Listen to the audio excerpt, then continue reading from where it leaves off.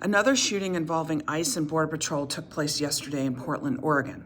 And while the details are still under investigation, it has to be said, our government's show of force against people, but especially against American citizens, is unacceptable.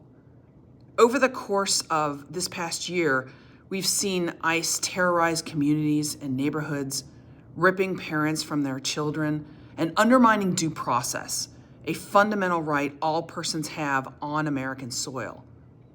These agencies under this administration are creating chaos. Masked, armed men, unmarked vehicles, and militarized internal federal police forces are being used to intimidate Americans, and it is not promoting safety or justice.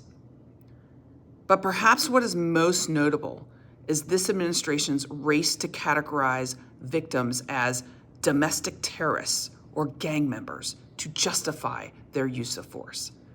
J.D. Vance said that Renee Nicole Good, the mother tragically shot in Minneapolis, created her own tragedy. And Kristi Noem is calling her a terrorist. This is insane. This is not normal governance.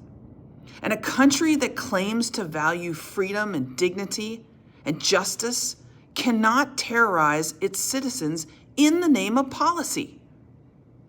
If we had any real leadership of these operational agencies right now, like DHS, we would halt all operations inside our borders immediately until there is a full independent investigation into the shootings by federal forces on Wednesday and Thursday of this week. Why? Folks, clearly there has been a major tragic event here, and anyone with common sense who watched the video from Wednesday's shooting in Minnesota can see this. When a federal agent who is not under any threat shoots a woman who just dropped off her kid at preschool in the head, people, we need to stop.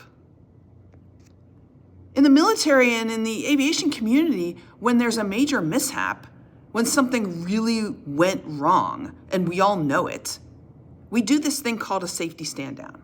We stop operations, we find out what happened, and we make sure it never happens again. This is a no-brainer.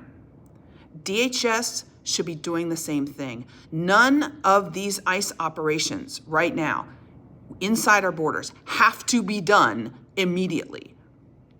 There needs to be accountability and transparency for the American people, given what's happened this week. This is why we need people in Congress who have a backbone and who are willing to stand up for our country. We are not getting that from this administration, and we are not getting it from a Congress that is run by Republicans right now. You want things to change. We have to change the leaders we have in our country. That is the bottom line.